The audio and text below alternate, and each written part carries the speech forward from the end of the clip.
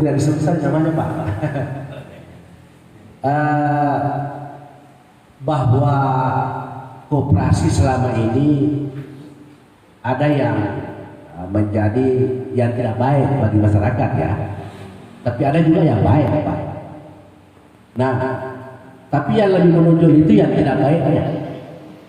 Saya pernah menyuruh di satu tempat, langsung saya dihadang oleh masyarakat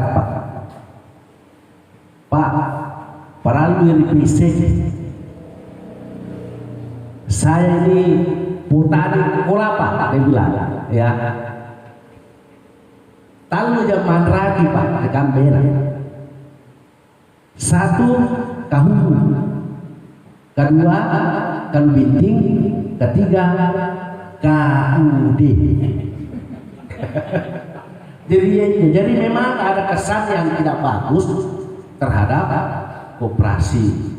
Bapak Ibu sekalian yang saya hormati ya, perlu Bapak Ibu ketahui, koperasi itu adalah sebuah lembaga yang dihadirkan oleh pemerintah di dalam rangka bagaimana berbuat bisnis, bagaimana memperlakukan sebuah bisnis dilakukan secara bersama-sama, secara gotong royong.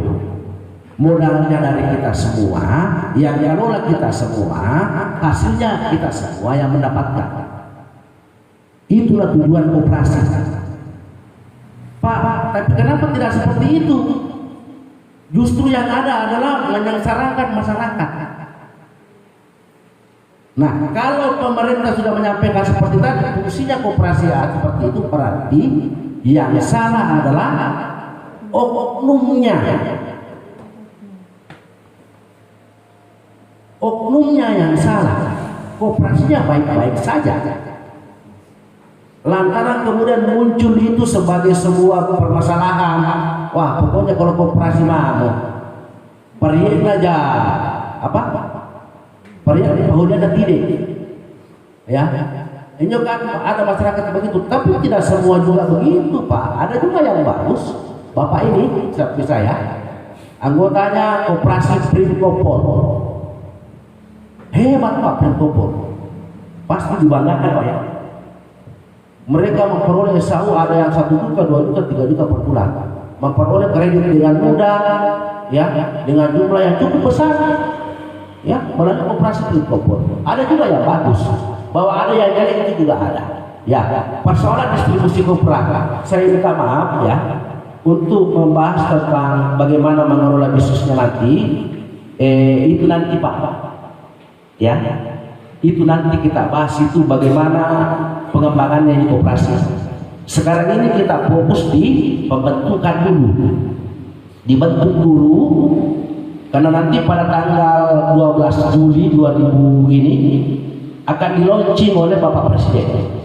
Jadi tugas kita sekarang ini bagaimana membentuk. Nah, sistem bisnisnya nanti akan diramu secara matang, termasuk yang Bapak inginkan tadi. Kita hitung betul bagaimana konsepnya supaya bagus, tidak berulang-ulang kejadian seperti masa-masa lalu. Maka akan diperhitungkan konsep bisnisnya seperti apa nanti pada masa pengembangan. Ya, oke Pak ya, nanti Pak. Nah, terus mengenai Pak Ibu Desa tadi, sudah ada koperasi di sini, tapi sudah mati. Harapan kami sebenarnya itu bisa direvitalisasi. Tapi saya bilang tadi, kalau musyawarah desa ini meminta mendirikan koperasi baru, tidak ada masalah dengan berbagai macam pertimbangan. Pak, apakah kalau saya mendirikan koperasi baru ternyata sudah ada koperasi yang tidak aktif, harus dibubarkan dulu? Tidak mesti. Ya, tidak mesti dibubarkan. Yang jelas saya mau berkoperasi, saya mau mendirikan yang baru. Yang lama tetap ada, silakan berjalan juga sesuai dengan kemampuannya. Tapi harapan kita itu sebenarnya minta direvitalisasi supaya tidak terlalu banyak nisan. Maksudnya nisan loh mau keburu koperasi. Ya, kalau itu dihidupkan kan tidak jadi nisan, jadi aktif kembali. Ya, makanya kita di pemerintah daerah menginginkan begitu. Ya, tapi sangat bergantung kepada Ibu Desa juga selaku pemegang kekuasaan di desa Patikarya ini. Kira-kira kita mau menggunakan yang lama atau kamu batu baru? Bahwa yang kita tinggalkan itu akan menjadi masalah? Tidak ada masalah. Ya, apakah nanti mau dibubarkan oleh pemerintah atau tidak? Nanti kalau lama-lama sudah tidak jalan, bisa dibubarkan. Tapi tidak ada pengaruhnya di proses pendirian di Koperasi Desa Merah Putih. Ya. Kemudian selanjutnya urusan dapur ini, urusan gaji menggaji. Ini lagi-lagi nanti di tahap pengembangan. Tapi saya bisa menerangkan begini. Nanti seperti yang saya sampaikan tadi, ya, itu sumber anggarannya, karena saya hanya bisa menyampaikan sesuai dengan apa yang saya tahu, apa yang saya dengar pada saat sosialisasi oleh beberapa kementerian. Terakhir kemarin oleh Kementerian Koordinator Ketahanan Pangan, dipandu oleh Pak Wamen Mendagri, ya, bahwa sumber permodalan daripada Koperasi Merah Putih ini adalah APBN, APBD provinsi, APBDes, ya, itu nanti. Bagaimana skimnya, model sistemnya pemberian modal itu yang saya sampaikan tadi. Ini sekarang diramu, Pak. Jadi semua sektor sekarang ini bekerja. Bekerja semua ini sekarang orang di Jakarta, Pak. Bagaimana menyusun konsep pemberian kreditnya, pemberian hibahnya, bagaimana menyusun sistem bisnisnya supaya betul-betul berjalan, ya. Nah, itu sekarang sudah dilakukan di koperasi, ya. Pengurus itu bisa digaji,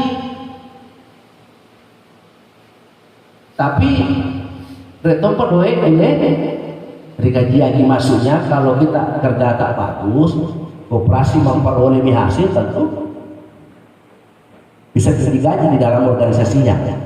Sama dengan BUMDes. Lalu kemudian nanti ada pengelola. Pengelola nanti itu akan berlaku sebagai sebuah lembaga usaha, sama dengan perusahaan. Kalau diangkat sebagai manajer, tentu gajinya ada dan sesuaikan dengan kemampuannya, profesionalisme yang dia miliki, salarinya. Seperti itu ya Pak ya. Ada Pak, gajinya pasti, ya. Dan semua galeri yang saya sampaikan tadi, galeri gerai, itu mutlak adanya nanti Pak.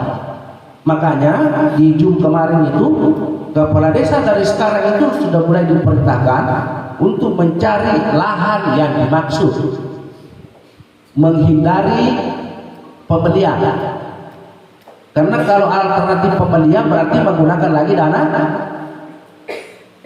dana yang sudah disiapkan.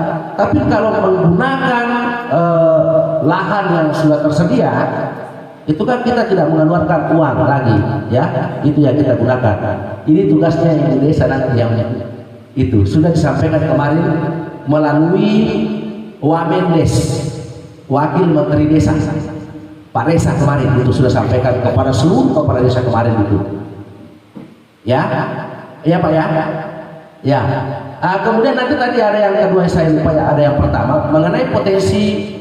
Kalau misalnya Kopra di Tile-Tile ini kira-kira memiliki potensi untuk kita lakukan, ya lakukan Pak. Kalau misalnya potensinya tidak, ya jangan. Maksudnya potensi begini, bisa tidak diolah dalam bentuk usaha, ya. Ampar watan lu ja anjoro kayak kapal gele kam sana toh, ya. Karena yang bisa kita usahakan itu adalah yang ada di kawasan desa kita. Karena desa lain ada juga koperasinya. Makanya yang ada potensi yang ada di desa saja. Makanya kita cari potensi usaha kira-kira yang bisa kita kembangkan, yang bersentuhan langsung dengan masyarakat setempat. Misalnya Pak, di daerah kita ini banyak nelayan, ya kan? Dia jual ikannya kemana-mana. dengan harga yang tidak tidak kompetitif harganya, terlalu murah dibandingkan orang. Ya, setelah dibawa ke Makassar oleh pembeli itu harganya tinggi, tapi nelayan jual di sini murah. Ya, makanya mungkin kita bisa menjadikan itu sebagai usaha di sini, karena itu menyangkut semua beberapa orang yang hidup di desa kita, bisa menanggulangi. Karena salah satu tujuan KDMP itu, kalau kita banyak nonton TV, Pak Menteri Koperasi bilang untuk memutus tali rantai. Artinya ini bisnis dia Pak ampagasi ngepangkau lupa dari satu ke satu, maka pasti dipastikan pembeliannya murah, harganya pasti tinggi di atas. Tapi pagasi nambah mau lupa, akhirnya yang menderita itu adalah bagian bawah, murah dia berikan.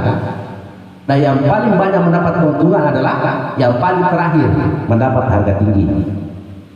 Ya, distribusi barang, hukum alamnya sudah seperti itu Pak. Ya, makanya kita mau memutus itu persoalan lompat-lompat itu. Ya, jangan ada orang lain lagi masuk di sini untuk membeli ikan. Kita sendiri mau yang kelola, masyarakat sendiri mau yang kelola. Ya kan? Saling memahami, bergotong royong, bersama-sama saling mengangkat. Jadi kuncinya nanti di koperasi adalah besar atau tidaknya, berjalan atau tidaknya, sangat dipengaruhi oleh masyarakat desa itu sendiri. Ya, kalau kita berleha-leha menanggapi program ini tentu juga tidak akan bisa bermanfaat.